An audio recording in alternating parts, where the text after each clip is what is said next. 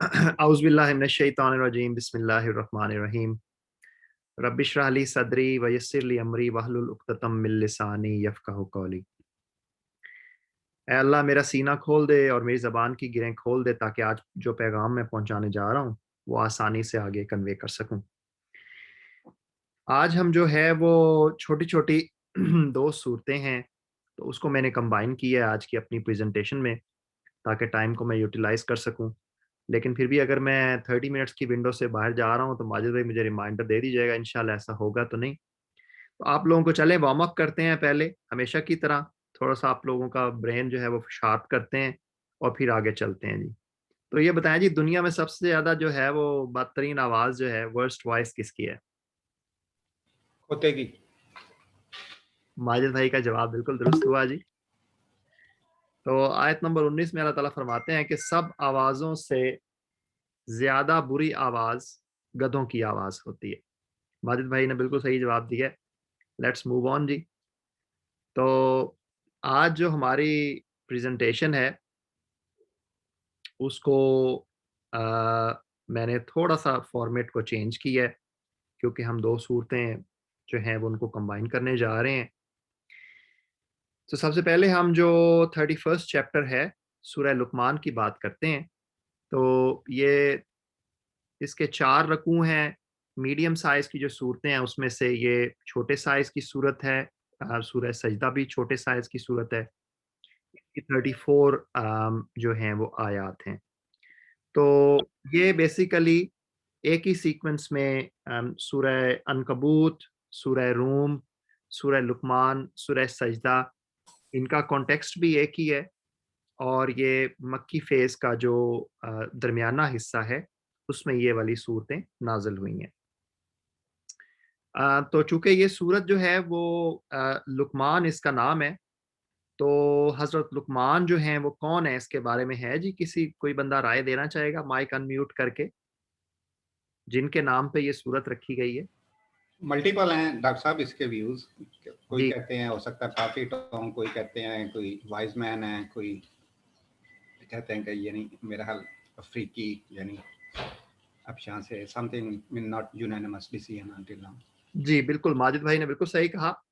तो ये मुतशाबिहात में से है कि हज़रत लुक़मान जो हैं वो कौन थे, लेकिन ये बात ज़रूर साबित होता है कि ये अल्लाह के कोई नेक बंदे थे, जिनकी बात अल्लाह ताला को इतनी ज़्यादा पसंद आई कि उन्होंने जो कुछ भी कहा उसको अल्लाह ताला ने कुरान पाक के अंदर कॉपी करके रहती दुनिया तक के लिए उसको जो है वो प्रिज़र्व कर लिया उनके अल्फाज़ को, जिससे ये साबित होता है कि ये अल्लाह के कोई नेक बंदे थे।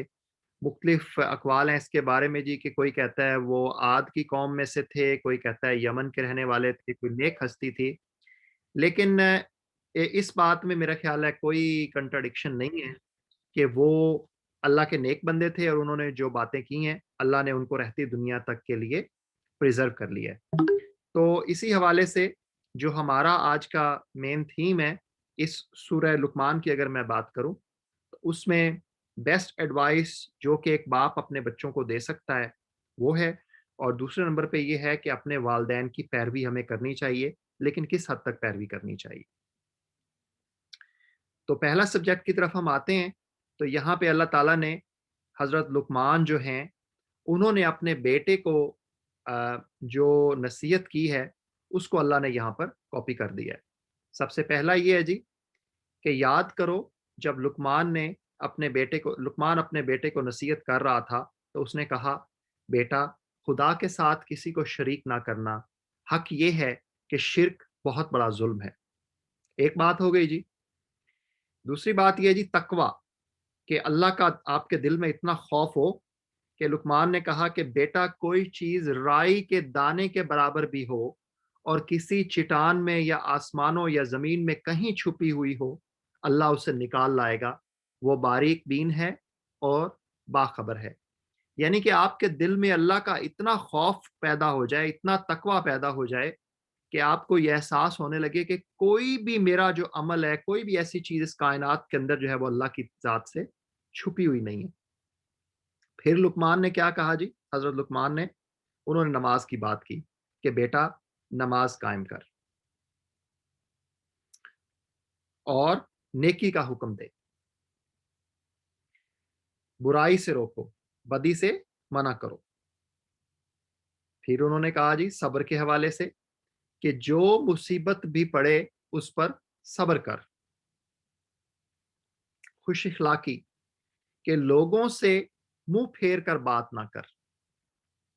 ये सारी वो एडवाइसेस हैं जो लुकमान ने अपने बेटे को दी हैं, लेकिन these are the best advices कि कोई भी बाप अपने बच्चों को दे सकता है कि ना जमीन में अकड़ कर चल, अल्लाह किसी खुद पसंद और फख्र जिताने वाले शख्स को पसंद नहीं करता। चाल जो है उसमें एतदाल इख्तियार कर कि जब आप चल रहे हैं तो उसमें गरूर नहीं होना चाहिए, उसमें घुमंड नहीं होना चाहिए, और ना ही आप अपनी चाल को ऐसे बनाएं कि आप मरियल से होके जो है वो चल रहे हों, बल्कि जब भी आप चल रहे हैं, कहीं से गुजर रहे हैं, तो उसके अंदर आपका जो है ना एक मॉडरेट या उसका मोडेस्ट तरीका होना चाहिए आपकी चाल का। ये इसी हवाले से हज़रत उमर रज़ी अल्लाह ताला अन्हो के हवाले से भी एक अ, बात है जी कि कोई शख्स जा रहा था तो आपने उनसे पूछा भी तुम बीमार हो? उन्होंने कहा नहीं बीमार तो नहीं हो। तो आपने कहा तुम फिर ऐसे मरीजों की तरह क्यों चल रहे हो? सही तरीके से चलो। तो उन्होंने इसी जो कुरान पाक की आयत है इसके हवाले से उन्होंने कहा था कि अपनी चाल के अंदर जो है वो एतदाल इख्तियार करना चाहिए।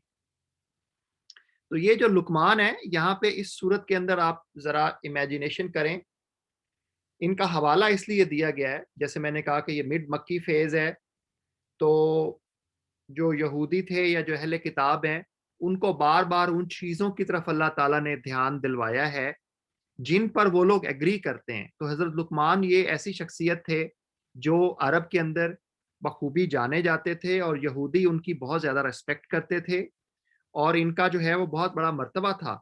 तो अल्लाह ताला ने यहाँ पे उनकी बातों को कॉपी करके शिर्क के हवाले से ख़ास तौर पे हाइलाइट किया है कि ये शिर्क से तो हज़रत लुकमान जिनको कि आप लोग एक बहुत बड़ी हस्ती मानते हैं और उन पर आप लोग जो हैं सबका जो है वो इत्तफ़ाक है कि वो एक बहुत बड़ी शख्सियत थे।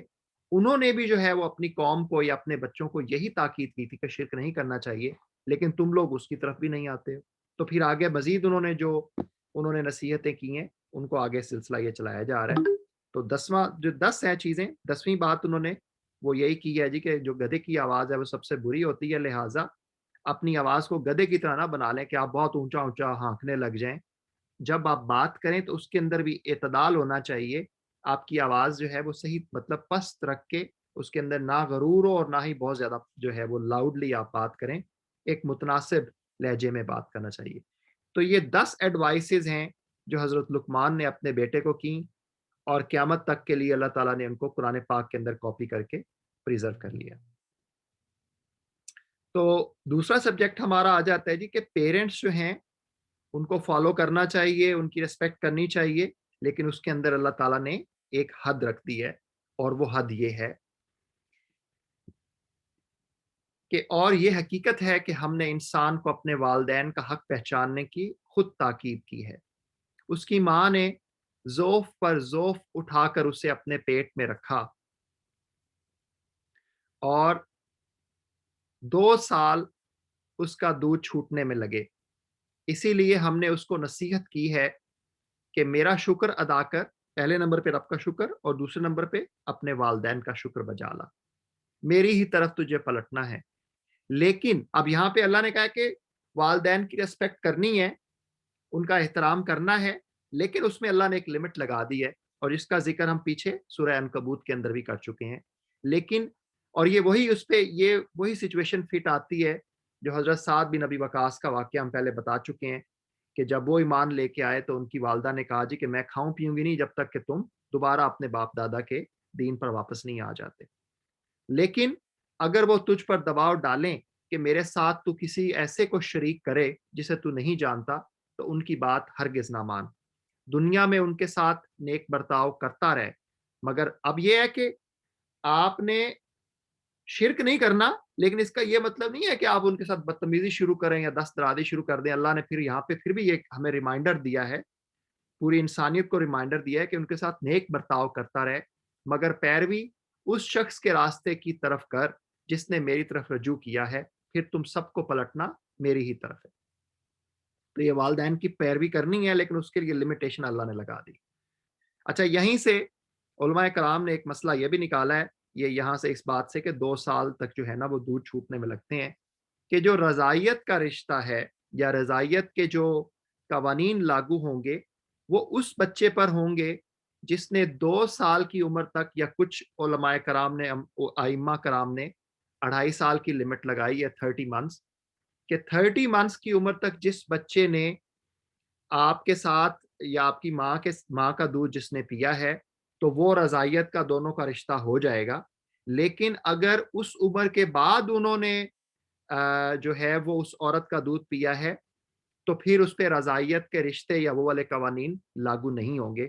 تو یہ ایک امپارٹنٹ نقطہ تھا، میں نے سوچا کہ اس کو ساتھ میں ہائی لائٹ کرتا چلوں. دوبارہ رپیٹ کر دیتا ہوں کہ اگر ایک بچے نے اپنی ماں کا دودھ پیا ہے اور اسی دوران ایک اور جو کہ بایولوجیکل چائلڈ نہیں ہے لیکن وہ اس بچے نے اسی ماں کا دودھ پیا ہے 2 سال کی عمر سے پہلے یا 2.5 سال کی عمر سے پہلے تو وہ دونوں بچے آپس میں بہن بھائی ہو جائیں گے، ان کا رضائیت کا آپس میں رشتہ ہو جائے گا اور وہ ایک دوسرے کے لیے محرم ہو جائیں گے، یعنی کہ وہ آپس میں شادی نہیں کر سکتے.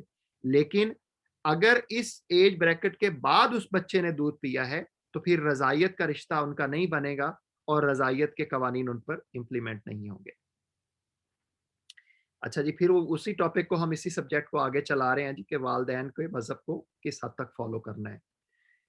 پھر آیت نمبر 20 اور 21 میں اللہ تعالیٰ فرماتے ہیں کہ اس پر حال یہ ہے کہ انسانوں میں کچھ لوگ ہیں جو اللہ کے بارے میں جھگڑتے ہیں بغیر اس کے کہ ان کے پاس کوئی علم ہو یا ہدایت یا کوئی روشنی دکھانے والی کتاب.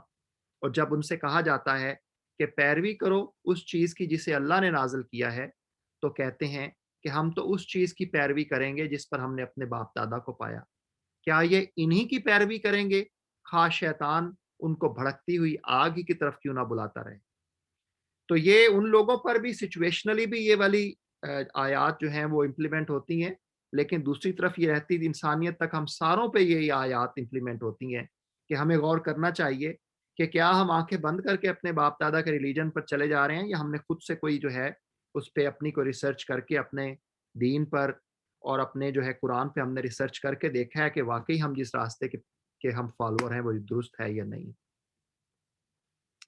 تو یہ مین ہمارا جو تھا مرکزی خیال اس صورت کا وہ ختم ہوا. یہ 2 سبجیکٹ تھے. آگے یہ 1-2 ٹاپک ہیں، میں ان کو ہائی لائٹ کرتا چاہتا ہوں، پھر ہم نیکسٹ صورت کی طرف موو کرتے ہیں. تو قرآن پاک کے حوالے سے اللہ تعالیٰ نے آیت نمبر 1 سے 5 میں فرمایا الف لام میم، یہ کتاب حکیم کی آیات ہیں، ہدایت اور رحمت نیکوکار لوگوں کے لیے جو نماز قائم کرتے ہیں، زکوٰۃ دیتے ہیں اور آخرت پر یقین رکھتے ہیں. یہی لوگ اپنے رب کی طرف سے راہ راست پر ہیں اور یہی فلاح پانے والے ہیں. ٹھیک ہے نا جی، کہ جو بھی شخص نماز قائم کرے گا، زکوٰۃ دے گا اور آخرت پر یقین رکھے گا وہ اللہ کی جو اس کتاب ہے نا اس سے ہدایت پائے گا اور ہمیشہ فلاح کے راستے پر چلتا چلا جائے گا. تو یہ کارڈینل جو ہیں ایمان کے پلرز ہیں، ان پر عمل کرنا اور پھر قرآن پاک پر جو ہے اس کی ہدایت پر غور کریں گے تو پھر ہم سیدھے راستے کی طرف چلتے چلے جائیں گے. جو کوئی شکر کرے اس کا شکر اس کے اپنے لیے ہی مفید ہے، اور جو کفر کرے تو حقیقت میں اللہ بے نیاز اور آپ سے محمود ہے. تو یہ شکر کے حوالے سے بڑی اہم آیات ہیں. ہم لوگوں میں سب میں ایک بہت بڑی بیماری پائی جاتی ہے کہ ہم لوگ شکر ادا نہیں کرتے، ہر وقت روتے دھوتے رہتے ہیں. تو اللہ نے یہاں پہ واضح کر دیا ہے کہ جو شکر کرے گا اس کا اسے فائدہ دے گا اور اللہ اس کو اور نعمتیں دے گا. سب سے زیادہ ٹرسٹ وردی فرینڈ کون ہے جی اس پوری دنیا کے اندر؟ جو شخص اپنے آپ کو اللہ کے حوالے کر دے اور عملاً وہ نیک ہو، اس نے فی الواقع ایک بھروسے کے قابل سہارا تھام لیا اور سارے معاملات کا آخری فیصلہ اللہ ہی کے ہاتھ میں ہے. تو اللہ تعالیٰ نے پھر دوبارہ اس چیز کو ریٹریٹ کیا ہے جی کہ بیسٹ فرینڈ اگر آپ کو اس پوری دنیا کے اندر چاہیے ہے یا موسٹ ٹرسٹ وردی اگر آپ کو کوئی سہارا چاہیے تو وہ اللہ کی ذات ہے، اس کے سوا کوئی اور نہیں. یہ اللہ تعالیٰ نے غیب کے ویسے تو بے تحاشا غیب کی باتیں ہیں جو اللہ کے سوا اس کائنات کے اندر کوئی بھی نہیں جانتا، لیکن یہاں پہ اللہ تعالیٰ نے چند ایک مثالیں دی ہیں آیت نمبر 34 کے اندر.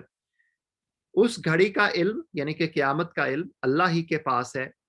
وہی بارش برساتا ہے. بارش کہاں آنی ہے، کب آنی ہے، کتنی آنی ہے، وہ اللہ کی ذات ہی، اور اس بارش سے کیا رزلٹ نکلنا ہے وہ اللہ کی ذات جانتی ہے کہ اور پھر وہی جانتا ہے کہ ماؤں کے پیٹوں میں کیا پرورش پا رہا ہے. کوئی متنفس نہیں جانتا کہ کل وہ کیا کمائی کرنے والا ہے اور نہ کسی شخص کو یہ خبر ہے کہ کس سرزمین میں اس کی موت آنی ہے. اللہ ہی سب کچھ جاننے والا اور باخبر ہے. یہاں پہ ایک پوائنٹ میں خاص طور پہ ہائی لائٹ کرتا جاؤں اور اس کو کلیئر کرتا جاؤں کہ ماؤں کے پیٹوں میں کیا پرورش پا رہا ہے. تو اگر آپ نے کچھ ریناؤنڈ اسکالرس کی ڈبیٹ سنی ہو یا کچھ مغربی جو اسکالرز ہیں انہوں نے کافی دفعہ اس چیز پہ اس والے پوائنٹ پہ اعتراض کیا ہے کہ جی اب تو ماڈرن ٹیکنالوجی آ گئی ہے, ہم الٹرا ساؤنڈ سے دیکھ کے بتا سکتے ہیں کہ ماؤں کے پیٹوں میں کیا پرورش پا رہا ہے, جی میل ہے فیمیل ہے یا اس کا کوئی جینڈر نہیں ہے. تو یہ تو ہم نے آپ کے قرآن کی اس آیت کو جو ہے وہ نگیٹ کر دی ہے, غلط ثابت کر دیا. آپ کہتے ہیں جی قرآن کے اندر کوئی غلطی ڈھونڈ کے دکھائیں. تو انفیکٹ اس کی ٹرانسلیشن یہ نہیں ہے کہ اللہ یہاں پہ کہہ رہا ہے جی کہ جینڈر کون سا ہے جو ماؤں کے پیٹوں میں ہے, بلکہ اللہ کی ذات یہ کہہ رہی ہے جی کہ ماں کے پیٹ میں جو بچہ پرورش پا رہا ہے اس نے نیک بننا ہے, بد بننا ہے, ڈاکٹر بننا ہے, انجینئر بننا ہے, سویپر بننا ہے. اس نے کل کو کتنی عمر پانی ہے, کہاں اس نے جو ہے وہ زندگی گزارنی ہے, کہاں اس نے موت اس کو آنی ہے. یہ سارے کے سارے جو غیب کے علوم ہیں وہ رب کی ذات کے سوا کوئی نہیں جانتا.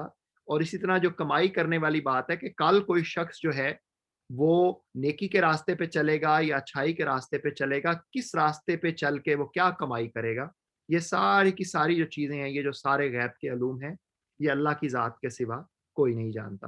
تو یہ دیکھیں ہمارے ہاں یہ ایک بہت بڑا مسئلہ ہے. لوگ جو ہیں وہ پیروں, فقیروں, جنوں اور ان چیزوں کے پاس جاتے ہیں غیب کی باتیں معلوم کرنے کے لیے, جی کیا ہونے والا ہے اور فلاں چیز کیسے ہے. اللہ نے واضح طور پہ بتا دیا ہے جی کہ غیب کا جو علم ہے وہ میری ذات کے سوا کسی کے پاس نہیں ہے. جنوں کی بھی اگر ہم مثال لے لیں تو آپ کو پتہ ہے کہ حضرت سلیمان علیہ السلام جو ہیں, میرا خیال ہے کہ 2 سال یا 3 سال تک وہ وفات پا گئے تھے جب وہ ہیکل سلیمانی کی تعمیر کروا رہے تھے.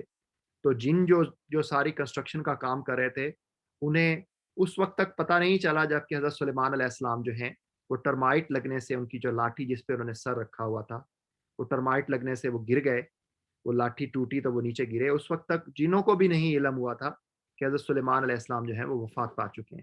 تو غیب کا علم جو ہے وہ رب کی ذات کے سوا کسی کے پاس نہیں. تو یہ لاسٹ ہمارا سبجیکٹ ہے جی سورہ لقمان کا, کہ زمین میں جتنے درخت ہیں اگر وہ سب کے سب قلم بن جائیں اور سمندر دوات بن جائیں جس سے 7 مزید سمندر روشنائی مہیا کریں, تب بھی اللہ کی باتیں لکھنے سے ختم نہیں ہوں گی. بے شک اللہ زبردست اور حکیم ہے. تو یہ رب جو ہے اس کی جو کاریگری اور اس کے جو معجزے ہیں اور جو اس کی تعریفیں ہیں وہ کبھی بھی ختم نہیں ہو سکتی, رہتی دنیا تک وہ چلتا رہے گا. تو ابھی ہم جو ہیں اپنا آج کا سیکنڈ پارٹ جو ہے اس کی طرف چلتے ہیں.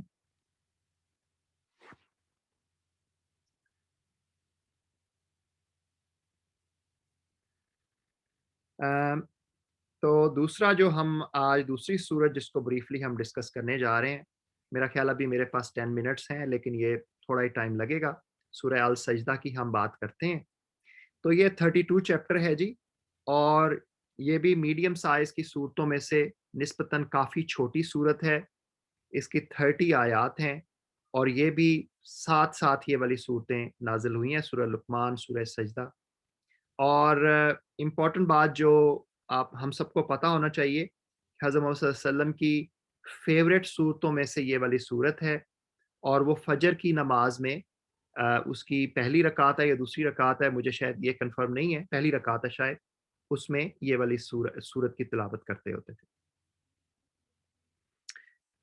تو اس کی میں بریف سمری 3 سبجیکٹ ہیں جن کو میں پریزنٹ کروں گا کہ وہ اللہ نے مجھے پڑھتے ہوئے ایسے محسوس ہو رہا تھا, مجھے نہیں پتا آپ لوگوں کا کیا امپریشن ہے سورہ السجدہ کے حوالے سے, لیکن مجھے پڑھتے ہوئے ایسے محسوس ہو رہا تھا کہ اللہ تعالیٰ نے جو باتیں سورہ العنکبوت, سورہ روم اور سورہ لقمان میں جو باتیں کی ہیں نا, اس کو سارا کچھ کو سمیٹ کے اللہ نے یہاں پہ کہا جی کہ یہ بس میں نے تمہیں سارا کچھ بتا دیا ہے, یہ سمری ہے, اب تم لوگوں نے بھائی سبق سیکھنا ہے تو سیکھو, نہیں تو تم لوگوں کی بربادی جو ہے نا وہ سامنے ہے. تو مجھے ایسے محسوس ہوا ہے کہ اللہ تعالیٰ نے پچھلی جو 3 صورتیں ساتھ ساتھ نازل کی ہیں نا، اس سارا کچھ کا لب لباب کر کے اللہ نے یہاں پہ بتا دیا ہے کہ جو کتاب ہے اس کو بھی میں نے اتارا ہے، جو کہ ان کا بڑا اعتراض تھا کفار کا۔ پھر اللہ نے کہا ہے کہ ہر چیز کو بنانے والا بھی میں ہی ہوں، اور تم لوگوں کو دوبارہ اٹھانے اور اپنے سامنے حاضر کرنے والا بھی میں ہی ہوں گا۔ تو آئیے آگے چلتے ہیں جی، انہی 3 نکات کے بارے میں بریفلی بات کرتے ہیں۔ الف لام میم، اس کتاب کی تنزیل بلا شبہ، اچھا یہ جو الف لام میم یا الف لام میم را یا یہ جو لوحے قرآنی ہیں، اس پہ کبھی غور کیجئے گا۔ میں مطلب اس پہ بڑی لمبی لمبی بحثیں ہیں کہ ان کا مطلب کیا ہے، لیکن ایک بڑا مزیدار نکتہ مجھے بھی، میں کسی کو سن رہا تھا تو انہوں نے بتایا جی، چونکہ جو شاعری ہے نا، وہ کیونکہ سب سے بڑی اسٹرینتھ تھی اس زمانے کی، ہر زمانے میں ایک خاص چیز ہوتی تھی جو کہ بہت زیادہ ہوتی تھی، جیسے حضرت موسیٰ علیہ السلام کے زمانے میں جادو تھا، تو یہ عربوں کے زمانے میں جو ہے وہ شاعری جو تھی نا، اس کا کلائمیکس تھا۔ تو وہ جن عالم کو میں سن رہا تھا وہ کہتے ہیں جی کہ یہ جو ہے نا، یہ اللہ نے وہ شاعری کو کاؤنٹر کرنے کے لیے جو ہے نا یہ والے الفاظ قرآن کے اندر شاید نازل کیے ہیں، کہ جیسے وہ ایک دم سے بندہ کہتا ہے نا جی، اللہ تعالیٰ یہاں پہ کہتے ہیں الف لام میم، یعنی کہ وہ ایک اس کو کاؤنٹر کرنے کے لیے یہ والے الفاظ اللہ تعالیٰ نے نازل کیے ہیں کہ بھئی الرٹ ہو جو، اللہ کا کلام آ گیا ہے۔ کیونکہ یہ والا جو طریقہ مخاطب ہے، یہ اس کتاب کے نازل ہونے سے پہلے کبھی کسی نے استعمال نہیں کیا تھا، تو یہ اللہ نے اپنی شاعری کا یہاں پہ جادو چلایا۔ اس کتاب کی تنزیل بلا شبہ رب العالمین کی طرف سے ہے۔ کیا یہ لوگ کہتے ہیں کہ اس شخص نے اسے خود گھڑ لیا ہے؟ نہیں، بلکہ یہ حق ہے تیرے رب کی طرف سے، تاکہ تو متنبع کرے ایسی قوم کو جس کے پاس تو اس سے پہلے کوئی متنبع کرنے والا نہیں آیا، شاید کہ وہ ہدایت پا جائے۔ تو یہ کافی لمبے عرصے کے بعد اس سرزمین کے اوپر، جو عربوں کی سرزمین پہ جو نبی آئے ہیں، حضرت محمد صلی اللہ علیہ وسلم آئے، اور پھر اللہ نے کہا جی کہ یہ جو کتاب میں نے نازل کی ہے اسی طرح ہے جیسے ہم نے پہلے موسیٰ علیہ السلام کو کتاب دے چکے ہیں، لہٰذا اسی چیز کے ملنے پر تمہیں کوئی شک ہونا نہیں چاہیے، یہ کوئی نئی بات تو نہیں ہے جو ہم نے کتاب نازل کر کے دوبارہ کیا ہے۔ اس کتاب کو ہم نے بنی اسرائیل کے لیے ہدایت بنایا تھا، اور اس کتاب کو ہم لوگ جو ہیں وہ تم پر نازل کر رہے ہیں۔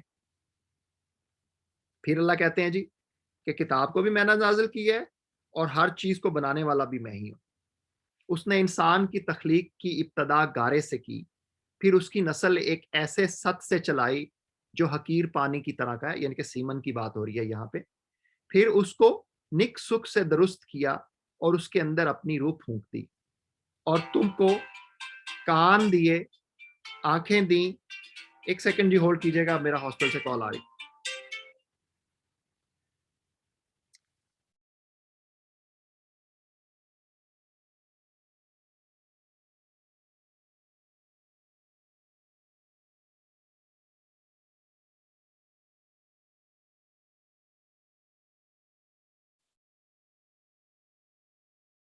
السلام علیکم جی سب کو۔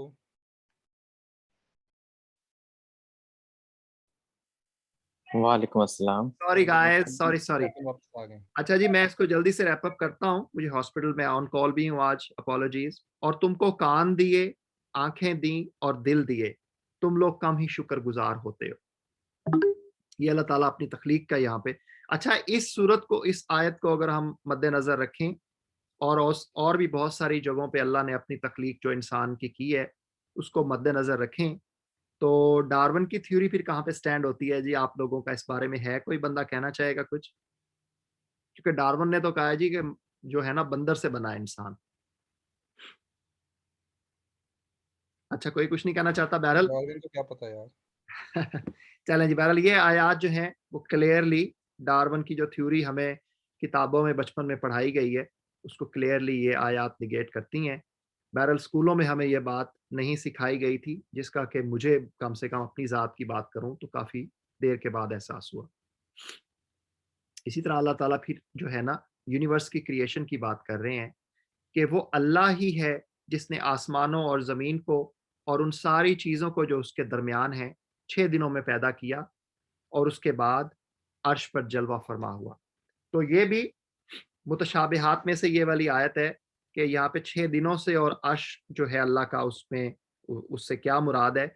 تو اب یہ دن جو ہیں یہ 24 گھنٹے کے دن تھے یا 24 سیکنڈ کا دن تھا، اور یہ عرش اللہ کا کدھر ہے، nobody knows، لیکن اللہ نے یہاں پہ اپنی کریشن کا بتایا ہے کہ یہ ساری چیزوں کو جب بنانے والا میں ہوں، یہ سارا کچھ میں کر سکتا ہوں، تو تم لوگوں کو دوبارہ سے اٹھانا میرے لیے کیا پرابلم ہے، I will bring you back۔ اور یہ لوگ کہتے ہیں جب ہم مٹی میں رل مل چکے ہوں گے تو کیا ہم پھر نئے سرے سے پیدا کیے جائیں گے؟ اصل بات یہ ہے کہ یہ اپنے رب کی ملاقات کے منکر ہیں۔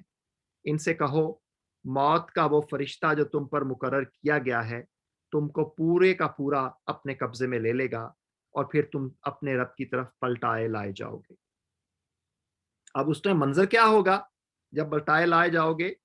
تو جو مجرم ہوں گے نا وہ سر جھکائے اپنے رب کے حضور کھڑے ہوں گے کہ اے ہمارے رب، ہم نے خوب دیکھ لیا اور سن لیا، اب ہمیں واپس بھیج دے تاکہ ہم نیک عمل کریں، ہمیں یقین آ گیا۔ لیکن اللہ اس ٹائم کہے گا کہ نہیں بھائی، اب تم لوگوں نے جو مجھے بھلا دیا تھا نا، ہم نے بھی تمہیں بھلا دیا ہے، اور اب تمہیں دوبارہ مہلت نہیں دی جائے گی، تمہیں عذاب کا مزہ چکھنا پڑے گا۔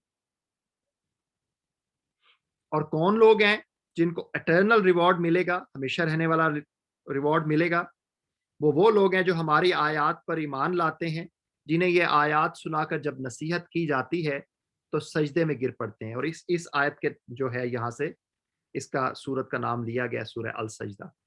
اور اپنے رب کی حمد کے ساتھ اس کی تسبیح کرتے ہیں اور تکبر نہیں کرتے، کیونکہ یہ تکبر جو ہے یہ شیطان کی صفت ہے۔ ان کی پیٹھیں بستروں سے الگ رہتی ہیں، یعنی کہ رات کے وقت بھی وہ لوگ جو ہیں وہ اٹھ کر عبادت کرتے ہیں، اپنے رب کو خوف اور طمع کے ساتھ پکارتے ہیں، اور جو کچھ رزق ہم نے انہیں دیا ہے اس میں سے صدقہ خیرات کرتے ہیں۔ تو یہ والی صفات جس کے اندر ہوں گی، اللہ تعالیٰ کہہ رہے ہیں میں ان کو اٹرنل جو ہے نا وہ ریوارڈ دوں گا۔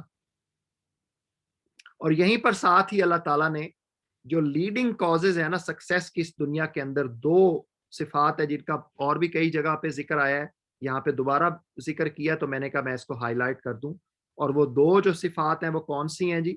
ایک صبر ہے اور دوسرا یقین ہے، کہ جب آپ اللہ کی ذات پہ یقین کریں گے، اپنی کیپیبلٹیز پر یقین کریں گے اور اس کے ساتھ آپ صبر کریں گے، تو پھر اللہ تعالیٰ کہہ رہے ہیں کہ میں آپ کو اس دنیا میں بھی کامیاب کر دوں گا اور آگے بھی کامیاب کر دوں گا۔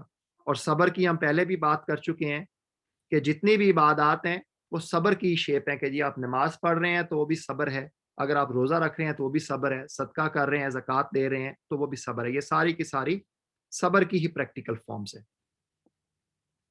تو ٹیک ہوم میسیجز کیا ہیں جی؟